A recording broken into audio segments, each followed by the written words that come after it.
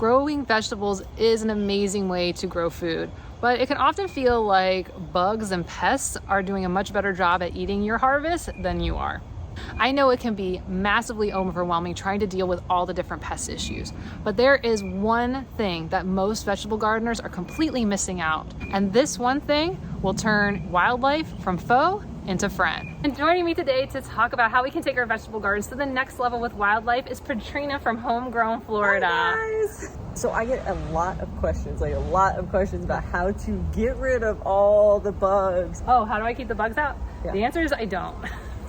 I bring the bugs into my garden, She loves bugs. which is like the complete opposite, right? Because usually everyone's like, how do I keep the lettuce without any of the, how do I get the tomatoes without the tomato hornworm, right? And I have a very different mindset, and it's probably because I've spent so much more time on butterfly gardening. I love your butterflies around here. Yeah. It's crazy, you guys. It's so many bugs and butterflies.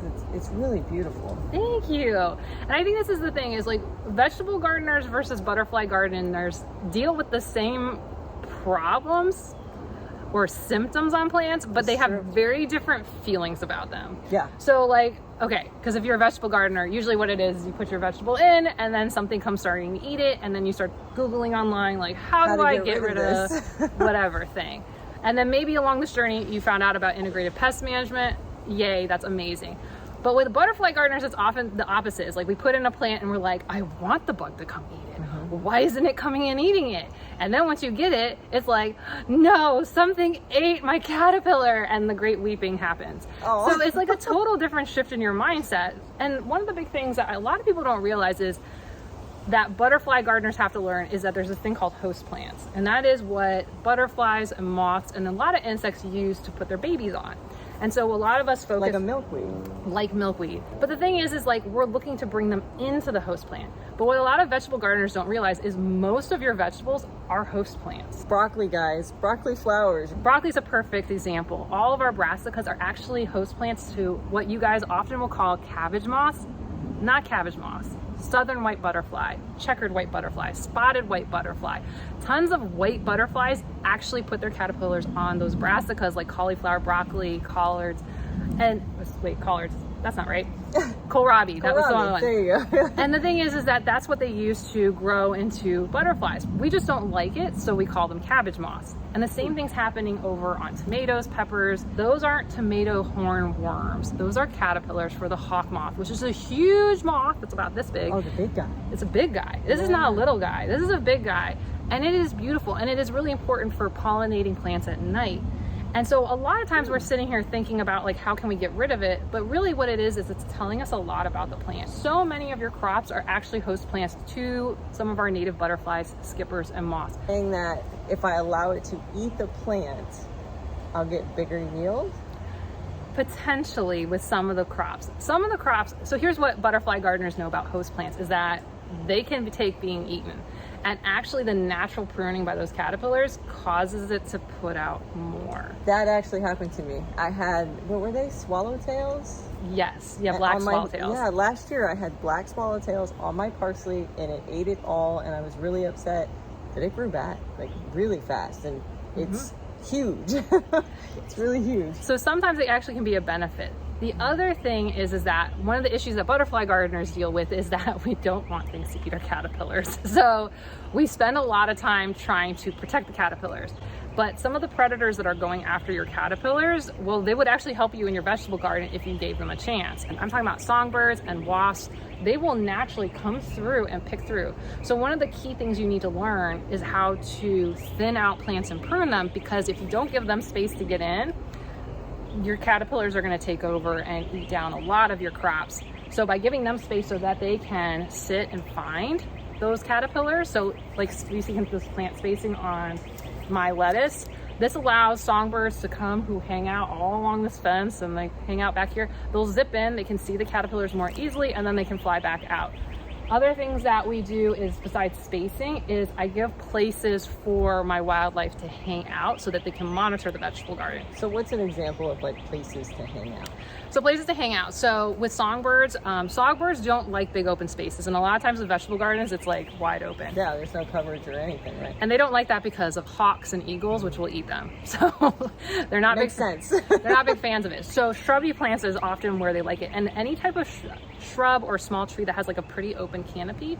So anything from like a citrus tree to things like mulberries, once they get a little bit fuller than the one I have over here. For my native plants, Firebush is an amazing one because it has a pretty open canopy for watching. Totally talked me into getting a Firebush. We have been talking about this today. I'm getting Firebush. I'm getting a Firebush. Yeah. And even small trees that have an open canopy, because what they're really looking for is protection above, Right. but that they can also then see down into your garden. So having some trees on the side where you're going to want to get shade, like in the summer, that are low, that gives them a place to go and like hang out. They watch, they come in, they zip in. I don't have any footage at the moment, but like that's what I see happen all the times. They come in, they snatch something, and then they fly back out. So often when I look at my crops, I'll see little places where some sort of caterpillar is eating it, but I can't find any because the birds have already cleared them out. And the same thing with wasps too. So that's what you're talking about when you talk about integrative pest management. So some of the viewers probably don't know exactly what that term means. True. So integrated pest management is really about letting wildlife work with you and you work with them. Most people, right, they want to go buy something to go fix their problem. You want to go buy a chemical, just pesticide the whole city. But the problem is that what hurts many of the bugs that are eating your plants hurts the general wildlife and will also hurt the things that will support these predators from coming in. Because where there's a huge miss, and this is what a lot of butterfly gardeners know, is that a lot of the pesticides that are going to kill your tomato hornworm, they're going to clear out your cabbage moth. They will also kill your monarch caterpillars. They're going to go clear out your Gulf Yeah, really? Because basically what they're doing is those pesticides are breaking down the skin, and it means any caterpillar that comes in the area is going to be, or that's exposed to that chemical. So if it's anywhere nearby, it's going to kill them too. It doesn't matter that it's not a cabbage moth. I can't tell this is a monarch, this is a cabbage moth. And where you need to be watchful, and this is one of the things I've been talking to my viewers about lately, is that there's a lot of butterflies coming out into my vegetable garden, particularly towards my tomatoes. I've noticed a pattern of monarch butterflies and Gulf fritillaries, especially monarchs, like to sit on tomato leaves. I've seen that in my front garden and my back garden. It's a habit they have. I cannot explain why, other than the fact that we have some native nightshades that they might like. I've seen it too, mostly in her garden. They've been here all morning. But those same pesticides are going to damage our monarchs, which we know is an endangered species based on the IUCN. They just got named like that recently. We've got to really protect them, and the spraying of indiscriminate spraying of your vegetable garden. I mean, I didn't realize that it would take out monarch population as well. That's really scary. That's interesting. Yeah, and actually it's part of why we've seen such a major decline. There's two major reasons for there's multiple reasons for decline of monarchs. One is loss of land. Two is loss of their host plant, the milkweed.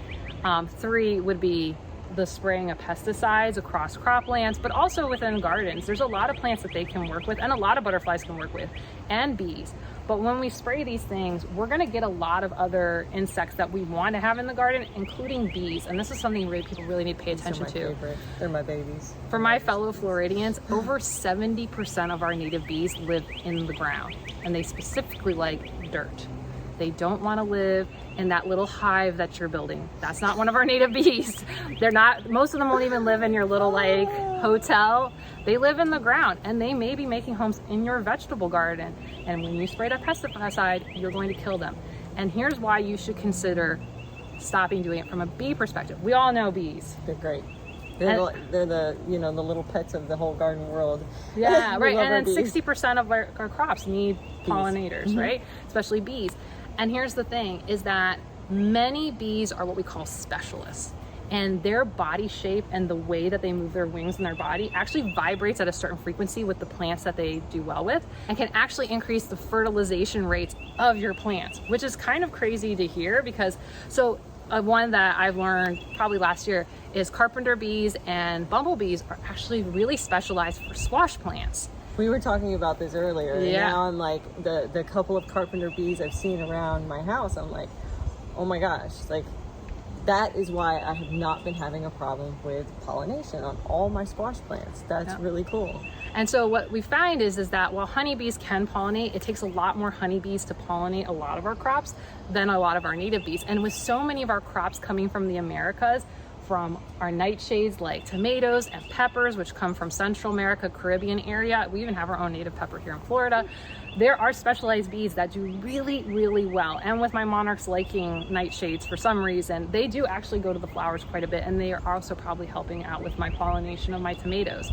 So those pesticides, you're gonna hurt the things that you actually want. So you will decrease your yields, and you're more than likely hurting other wildlife that you wanna bring in. And the other thing is when you're killing off a lot of these insects, you're also hurting our songbird population that comes in and eats them. Oh, wow. So we've talked about not spraying, so we know what not to do. We've talked about giving them cover so that they don't get taken out by hawks. What are other things that we can do to help encourage those really, I don't want to call them good bugs and bad bugs, but just encourage bugs into our garden and feel okay about that from a vegetable perspective? So when it comes to attracting wildlife, the biggest thing that we can do is offer them food, which kind of feels like that makes sense. But I'm growing vegetables for myself. What do you mean? Do I put a dish out with like tomatoes for my birds? I was imagining strawberries. Is it not strawberries? I'm sure something eats strawberries. But a lot of the wildlife that's going to help you in your vegetable garden, the biggest thing you need to do is you need to plant native plants. And not just like a little, like a lot. Because I see a lot of people doing companion planting to bring in pollinators or to bring in like ladybugs, but most of the time you're not doing enough, which I feel like maybe makes somebody feel bad, but it's not really too. I don't think so. No, I think we all are looking for an opportunity of how to do better, how to be better gardeners. And if that means we need to put more native plants, I love native plants. I think they look beautiful, especially after walking around your garden today. Petrina says they look way better in person than they do on camera, which I agree. Guys. It's really hard to film them. But the thing is, so a lot of times when we put in companion plants for wildlife, we're not putting in enough. And really the thing is that when we're asking them to come in and eat a caterpillar or 3 on a tomato plant, that's not enough to feed them through the year. If you want real help from wildlife, you need to provide food for them year round. And it's not your vegetable crops. Native plants, hands down, is what's going to feed them throughout the year. Because this is what was feeding them for hundreds, if not thousands of years. Long before I ever put a cabbage in, right? Right, before we had a vegetable garden. And here's the cool thing. One of the biggest helpers for you with controlling soft body insects like caterpillars is songbirds. Most people don't realize that 90% of North America's songbirds eat 100% of a diet of bugs. Just bugs. Wow. They don't. So all y'all with your bird feeders, most of them are. Stop the bird feeders. You don't need it. Most of them are really looking for bugs, specifically soft body insects, which is things like maggots, caterpillars, and larvae in general. But like, look, you're not going and putting those things in. You're putting in native plants, which are going to bring in those things naturally. So whether it's like butterfly gardening plants like milkweeds and privet senna, and there's cassias and frog fruit and a whole bunch of lists, and I have tons of videos which I will put at the end so that you can check those out. Or tomato hornworms. Oh yeah, birds will definitely eat tomato hornworms. She was asking, do they eat those? I'm like, yes, they do. And here's a really big thing that most people don't realize is that songbirds need a lot, about 3,000 to 5,000 soft body insects to take their little hatchlings to full grown birds that are about ready to leave the nest. Like daily? No, from the time that they're hatched to the time that they fly the nest, they need about 3,000 to 5,000 soft body insects. That's a lot. Which is way more than your vegetable garden's producing. Yeah. Which is why you have to supplement with native plants. Now you may be thinking, how many plants is this? There's actually a couple of plants that produce a lot. Okay. And those are what we call keystone species. Now they're different from different regions of the United States, but for Florida, it's 2 different groupings of plants. That would be pines and oaks. Really? Like the pines, the trees, the ones that we... That's all around us. Wow. So slash pines, longleaf pines, and then of course southern live oaks, laurel oaks, water oaks, turkey oaks, all those are host plants. And versus like a milkweed, which hosts like 1 to 3 different species, a slash pine in Florida hosts over 200 species of bugs. So we need to be planting more trees. Specific trees, because one of the big problems is exotic trees Right. don't produce a lot of food for bugs and therefore don't produce for songbirds, which is why is a major contributor to the 50% decline of songbirds in the United States since the 1970s, with a projection of another 50% decline by 2050. So for my vegetable gardener friends, as much as we absolutely love putting in all those fruit trees, we need to leave some room for the oaks. Yeah, for Florida, pines would actually be better. Pines are better, okay. Pines are better, even though technically oaks have over 300 species that they host. Yeah. When we look at Florida historically and what with the way that Florida would have worked, pines is the primary keystone species that would have worked for us. Plant some pines, guys. Right. Now, after that, you can hit a lot more smaller plants, because I know we don't all have room for like a ton of trees. And you don't need a ton of trees. You need like one. So consider getting one and putting it on the edge of the property. But in between that, there are tons of other plants. I have tons of videos going over lots and lots of native plants and all the benefits they give for pollinators like bees, songbirds, and of course butterflies, because I love butterflies. So adding native plants is absolutely key. And that's really it. And so then what you're creating is this balance, which I assume is a natural balance of our world, especially here in Florida. You're putting in the natives, you're putting in the pines, we're putting in our vegetables, and in return the birds are coming and eating the things that the vegetable gardeners don't want, and then those guys are attracting in the what we call good bugs for the garden, and they're feasting, and then the birds come and take those guys out, and it's just this cyclical nature. Absolutely. Which I think is supposed to happen. Yeah, it's the circle of life. So the thing is that, and even like we can get into, and I know no one really loves this in the beginning, is you can actually do things to bring in wasps too. And I like wasps. I'm not talking yellow jackets. My husband, who comes from the Northwest, has much fear over the giant yellow jackets, which I've seen pictures of, and they look awful. They're scary. Yeah. But I'm talking about the tons of native wasps that are really tiny, and they do a great job at doing things like eating your aphids and mealy bugs, and they're very methodical about going leaf to leaf to leaf to leaf. But very similarly, they need host plants and plants in your garden, and things like goldenrod are actually host plants to some small wasps, which, whether you live in Florida or not, there is native goldenrod for the majority of the United States. Just species change between state to state. We get a lot of wasps in my garden, and at first I thought it was like a bad thing, like they would hurt the bees, but now I realize that they kind of mill around with the bees. They're all kind of hanging out together, and I have never had an experience where I was stung or bit by anything. That's awesome. They're pretty I've been pretty stung mellow. Well, maybe but that was my fault. Maybe they liked me. Well, I was jumping in and out of their habitat, and I agitated them pretty good. So that's all right. I don't tend to do that. I feel like that's pretty good. 7 years, one sting. I mean, come on. Yeah. As many as I have around. Now, if you're not comfortable with the wasps helping you at the aphids, which I know some people like, that's a little bit further on your journey. A lot of people want to get ladybugs. But again, one of the big issues people are having with ladybugs is they go and they buy those packets online, and then they release them into the garden. Right. And then they just fly away. And they fly away. Yeah. Because again, there's not enough food for them to stay. So we may think there is because we've got an aphid problem, but it's not enough. Trust me, and it is not. But here we have tons of ladybugs all year round.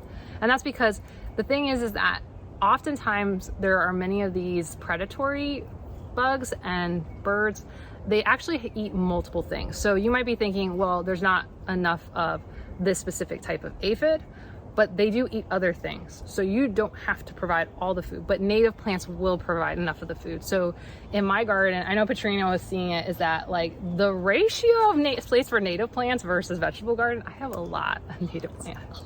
And they're beautiful. I cannot even stress that enough. Like when you come back like 2 months from now, you're gonna see like how they're good gonna be even bigger. Oh, it'll be way better because we're coming out of winter, so only a few things are in bloom, and it's gonna explode in a couple months. It's definitely, I don't want to say change my opinion, because I was very interested in natives to begin with, but to hear all of the benefits and all of the good things for the wildlife, as well as, I'm going to be a little bit selfish, for my vegetable garden, there's a place for them, and I think there's a big place for them. And the thing that I thought was the coolest, which Jacqueline told me all about, is that they're easy. Let's talk about easy. Yeah. Oh, so many know I'm supportive of Florida Native Plant Society, and I was talking about how like most Florida gardeners always want to start with vegetables, and everyone agrees that's an experienced gardener. Vegetables is the hardest one to start with. Hardest thing to do in Florida. Hardest one to start with. Let's just be honest, right? Yeah. And native plants is like, I mean, this is the stuff that grew here when no one was trying to make it like look like a garden. This is the stuff that, and what I always like to say is like with native plants, there's no problems, there's just solutions. Oh. Because everything you have too sandy of soil, too wet of soil, too clay, it's too high, it's too low, it's too hot. I have full shade areas. They've got whatever the thing is. There are plants that grew in that environment in Florida. Yeah, so, because we're still in Florida. Right. And even if you don't live in Florida, it's the same thing. There are always plants that work in that little ecosystem. So if you have full shade that's swampy, there's a plant that likes that. There are plants that like to be full sun, sand, and they can still have beautiful flowers. I know, I just ripped out a ton of railroad vine that loves sand. And if you have a beachfront property, totally grow it. But for a little common yard like this, it was too much. But they had gorgeous flowers. They were gorgeous. So that's why I say there's no problems. It's just you have to figure out what's the right plant for your area. And I've done shade butterfly gardens. I have done all sorts of different types of gardens that it's just about figuring out which is the right plant. So there's a solution to whatever your issue is. So this is my big question, right? Because I'm more recent into the native journey here, and I was trying to figure out the best place. Obviously, Wild Floridian is a great place to get information about natives, but where is the next step in terms of getting better information? So first off, everyone who does native plants, everyone will agree, and I've asked them and we've polled them. Everyone says you're gonna start with one plant, start with Firebush.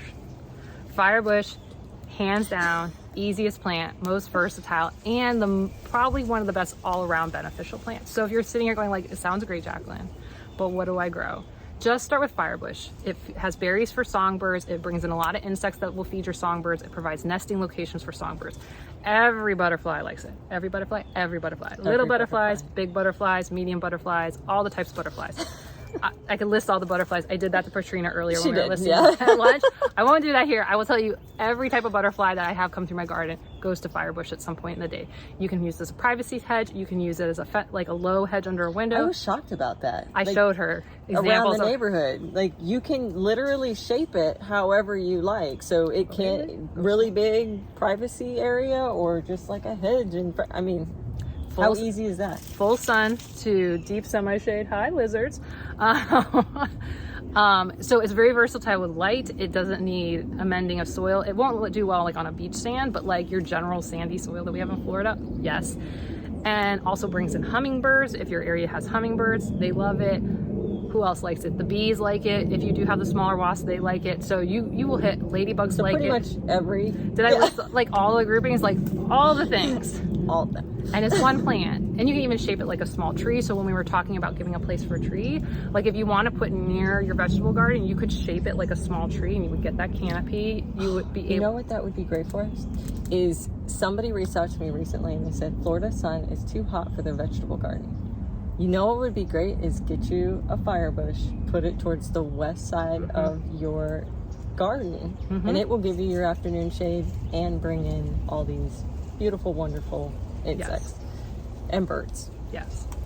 So that would be the plant I would start with first. And if you really want to learn way more about Florida native plants, I highly recommend you become a member of the Florida Native Plant Society. They have talks every week. They provide lots of great resources, and they're out there doing restoration work and research to help support our wild ecosystems. And if you want to learn about Florida native plants, check out this video here. And if you want to learn way more about Firebush, check out this playlist here. Or butterfly gardening, check out this playlist. And Petrina and I did a video where we talked about the things you need to know as a beginner Florida gardener and vegetable gardening. Check out this video right here. Okay, I'll see you soon. Bye.